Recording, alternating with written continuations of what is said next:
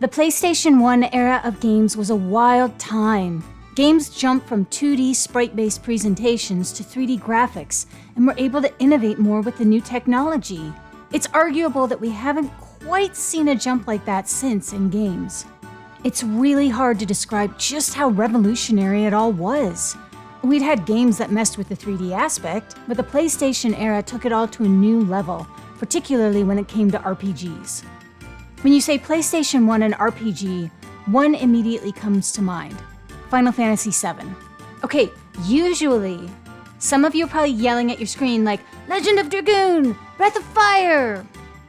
And listen, you're valid, but I'm not talking about any of these RPGs, and I'm trying to make a point, okay? Anyway, yeah, we make fun of the blocky graphics of Final Fantasy VII today, and the remake is gorgeous, but this was revolutionary back in the day, from the environments to the battle graphics to, well, everything. But there's another RPG that comes to mind for me when I think of PS1 RPGs: The Legend of Legaia. So let's talk about it.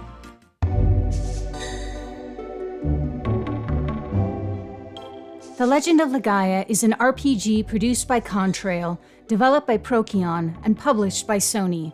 It was released in Japan towards the end of 1998, so about a year and a half after Final Fantasy VII and months before Final Fantasy VIII was released. And the graphics were, well, familiar. But that's where the similarities end. Legend of Legaia has stuck in my head for many years due to a number of factors.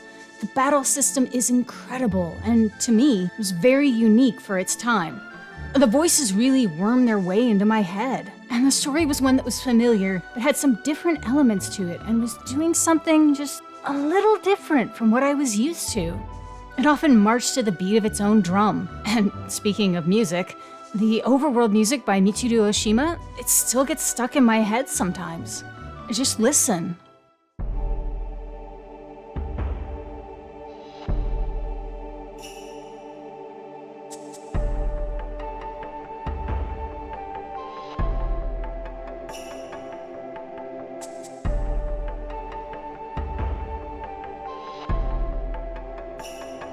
I'll go into more detail about the battle system later, but while it is your basic turn-based battle system, there's also some fighting game elements to it.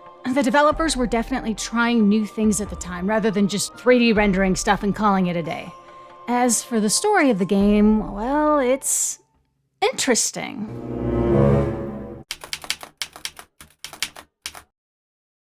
The story itself really stood out for its time, in my opinion. At least, I remember thinking it was pretty creative when I was younger, and as an adult, I still think it holds up. I don't think I was a total moron when I was a kid, but, just mostly one. I'm going to simplify the summary, because otherwise I'd be yapping nonstop and we'd be here all day.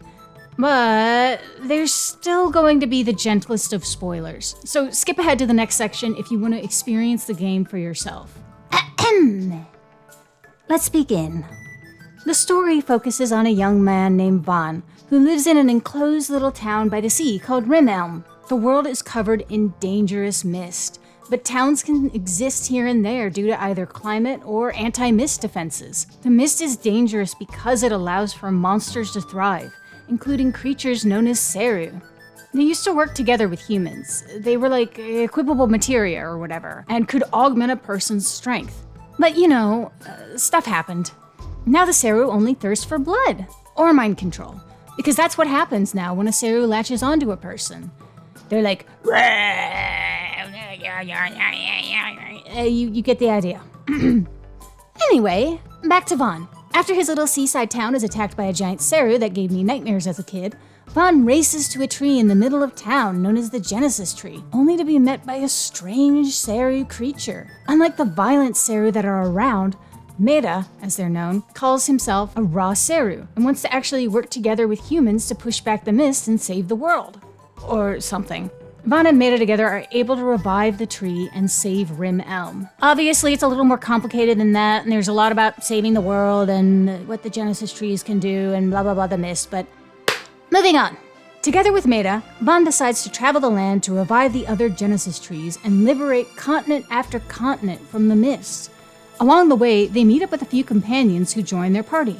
One of them is a young girl named Noah. She is allegedly 12 years old. I'd believe it based on her in-game behavior, but some of her artwork and models are like, bruh, you sure? You really sure about this? Bruh. Anyway, I do like her a lot. She works with a Rossero named Terra, who's basically a surrogate mother to her. The other one is Gala. He's your stoic, serious companion. But the game makes a point of playing up him being the straight man to a lot of the nonsense that happens on screen, so he's actually kind of fun. His Rossero is Ozma, and honestly, Ozma never really made an impression on me. They were just kind of like, hey Gala, I'm your friend now. Don't kill me, not also. And so on and so forth. They travel across the globe, reviving tree after tree, eventually finding that the villains have mist factories, which they end up destroying as well. Also, there's Gala's old rival, Songi, who's just like, I don't know, goldfish poop. You're supposed to feel sympathy for him, I guess, but I felt nothing for him. He was just kind of there to be annoying in another boss fight. Eventually, you discover a few things. 1. The mist is being caused by a rogue prince from the kingdom of Conquerum in order to gain power and usual JRPG villain stuff. 2. Said prince, Court, is Noah's brother. 3. Noah is a princess who got yeeted off to wherever because plot. Also, we learned all of this through time travel shenanigans. With the power of friendship, the gang manages to defeat Court. But the game throws one final curveball in the form of Songi deciding to come back to Rimelm, you know, Vaughn's hometown, with the big scary Seru and just straight up devours everyone. Cool. After Vaughn blue screens for a bit, the gang dives through Seru organs, defeats Songi, and stops everything for good, saying farewell to their raw Seru companions in the process. And by the way, everyone in Rimelm is fine. It's a big old nothing burger. They're good. The end.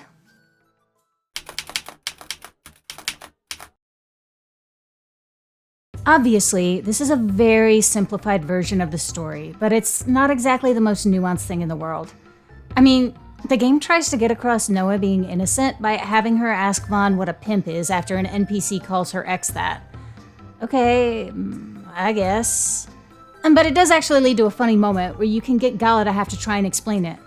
Except he's a monk, so that's our party for you. And it actually does make a bit of sense because when you think about it, the oldest person there is Gala, who's 18. Granted, he's practically ancient in JRPG terms. It was a joke! I'm joking! Please say nice things. Anyway, what is nice is that each region is different, which is strange to say because looking at my screen captures and footage, it doesn't look any different, but it certainly feels unique. There's a town full of hot springs that thrives because it uses windmills to keep the mist out. Another town is actually a massive tower, and people live all up and down it, with the lower parts of the towers suffering from the mist. Conquerum itself is an absolute nightmare, and so on. On that note, the world building really is top-notch. Every location feels unique because the devs took the time to really think about it and give everything its own flavor. They thought about how people using Seru would affect society, and then how Seru turning on them could upend it entirely. One example that I thought was really cool was them using a tram powered by Seru to traverse to another continent. This, of course, leads to problems when, halfway there, the mist sets in. So they have to use the momentum they've built up to get the rest of the way there. And what about the people who denounced the Seru use before? Are they feeling justified? What are their feelings then when confronted with the raw Seru heroes who are trying to save the world, traveling through the mist with Seru-like creatures on their arms? I haven't even touched on some of the NPCs like Kara. For a game that can really lack a lot of nuance, there's also a lot more thought than I thought there'd be in a game like this. But there's also some tonal issues, and some stuff just doesn't really seem to fit. The scriptwriter, Hidenori Shibao, did an interview with the Untold History of Japanese Game Developers Volume 3, which Legaia Wiki posted on the Legaia Reddit after his death. I found his insight into the game development fascinating, and it explained a lot about why some of it just felt weird to me. In the interview, Shibao calls himself one of the early developers to really prioritize Sekkaikan, which is basically like world building. He shares an anecdote about how the staff writing in English letters on the ends really got under his skin. Why would the text be in English? This is another world. He wanted a symbol instead to get the meaning across to the player without sacrificing what he perceived as the integrity of the world. As he puts it, I'm really a stickler for avoiding familiar words and concepts when writing character names or monster names and such. Shibao also talks about his regret over the anime-style voices in battle scenes, as well as calling out the idea that a game needs a moe character. He states, "There's always a lot of, well, this is very popular, so you have to have this." It ends up feeling like everything's a copy of such and such anime or such and such game, and I find that terribly disappointing. While I personally disagree with him about the voices, "Tornado Flame" lives in my head rent-free. I can see where he's coming from, and yeah, I get it. It's a great interview as a whole, and I'll leave a link to it in the description. But I feel like Shibao's points in the interview explain why some parts of Legaia feel so rich while some are kind of meh.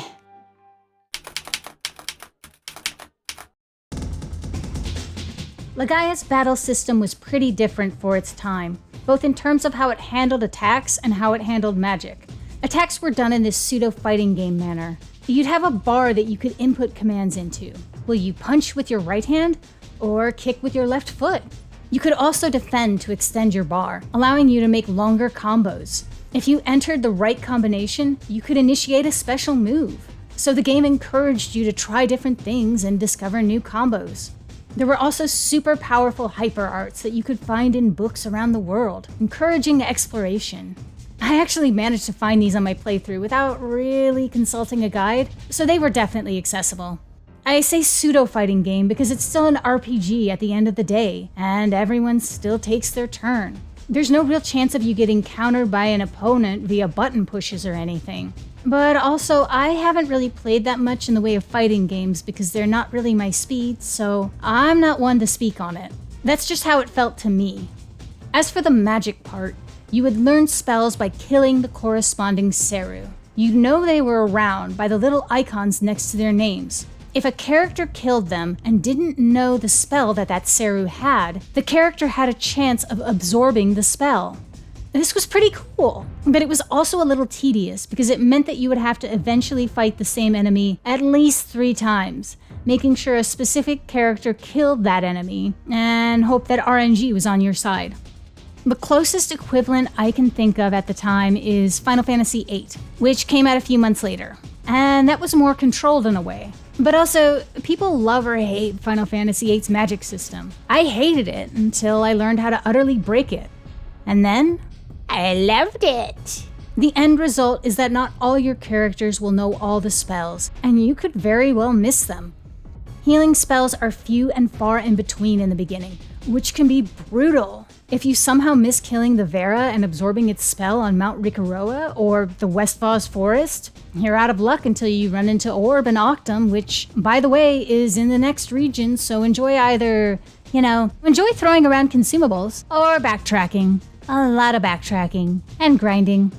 So as I was capturing footage, I realized that I wouldn't say that my memory failed me necessarily, but the guides online certainly did, because it turns out you can run into Vera in Zato's castle. However, this encounter is pretty rare because when I was running through this castle to capture footage, it barely ever spawned. Fortunately, Gala got the spell from it, so hey, I got that footage, and they all know healing spells. But I think my original point still stands. All in all, I did like this battle system a lot. The magic could use some work, but I could see its merits, and it encouraged you to grind, which, by the way, you absolutely needed to do, especially depending on what version you had. Battles didn't really start feeling stale to me until I got to the last stretch, but I think that's only because I was playing through it a lot in long sessions to get it done. It was just fun and rewarding, and the system makes it clear that this isn't just some Sony team trying to cash in on Final Fantasy's popularity. There was love and care put into this game.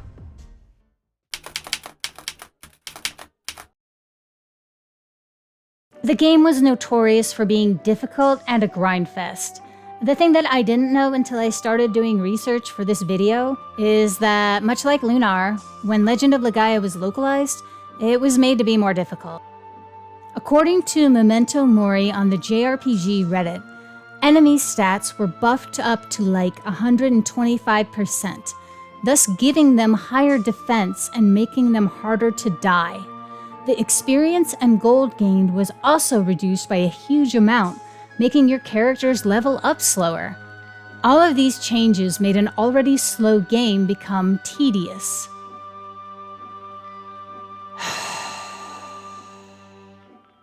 Yeah, that tracks.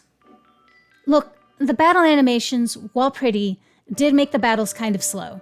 They're even slower when, the balance that the devs put in the game gets futzed with. In my opinion, this was not a good idea. This was a wildly creative game with a lot of neat concepts, and a chunk of the players probably never even got to see that because they quit in frustration before leaving the first region. I don't mind grinding in games. Going back to the talk about Final Fantasy VIII and the magic system, you know how I broke the magic system? I wandered around each new area and drew magic. And kept drawing. And kept drawing. And kept drawing. And then, when I had a stack of 100, I murdered the enemies. I'd then wash, rinse, and repeat every time I found an enemy with a new magic type. And then I'd go and junction them into my stats and unlock more junction slots, and it got kind of gross. I'd say this was because I had more time back in those days, but no. I did the same thing when the remaster came out while idly watching something on Netflix. I think I'm just one of those sick people who likes to watch numbers go brrrr. My point is, grinding can be fun when the player feels rewarded. But after a point, nothing about Legaia's grinding felt rewarding to me. It was just busy work thrown in my face, and as it turns out, it was the US localization team that did it. I will say that the script was fine. It was fine for that era. The translation felt a little too literal at times, but I don't recall any "this guy are sick" moments. And they did have Suikoden 2's terminal addiction to exclamation marks from time to time, but whatever. And the graphics were... okay, they weren't great. I think they were fine in battle and really conveyed the uniqueness of the main characters, especially given how their gear changes were reflected on their models. But like I mentioned earlier, a lot of things looked kind of the same. There was a real anime vibe to some of the secondary characters too that had them looking more generic. A few months after this game came out, Final Fantasy VIII was released. Parasite Eve came out the same year as Legaia. Heck, even Legend of Zelda Ocarina of Time was released on the N64 in '98, and that's another game that had blocky graphics but still managed to capture people's imaginations. Look, little me knew that this game wasn't the prettiest, and that things kinda looked samey here and there. Honestly, the creature designs more than made up for it. Look at Juggernaut! He looks sick! And Zetos still stands out in my mind as an enemy, just with how he moved and everything. So I feel that while the graphics themselves weren't the greatest, the designs more than made up for it in terms of originality. It was a game that knew its identity, even with all the uwu anime vibes that Shibao hated.